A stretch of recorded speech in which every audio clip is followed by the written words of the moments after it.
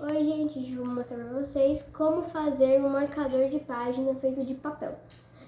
Aqui é a base de todo o negócio que eu vou mostrar pra vocês. Vocês podem decorar com a característica do personagem que você quiser. Eu vou aqui pra vocês, ó. Olha como fica quando eu coloquei as características do Stitch. Ficou muito bonito. Eu vou colocar aqui pra vocês verem como coloca no livro do Jacaré Gigante, que é o livro do meu avô. É um livro sobre aventuras. Aí quando vocês estiverem lendo e quiserem parar e não tiver esse lugar de marcar, você pode marcar aqui, ó. Marcou.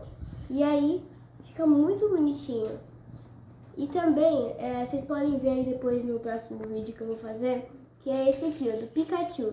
Ele fica muito fofinho, por causa que aqui, ó, você bota a folha, eu vou colocar pra vocês verem. Aqui, ó, você coloca aqui, ó. E fica assim, muito fofinho. Então é isso, eu vou mostrar pra vocês a passo a passo.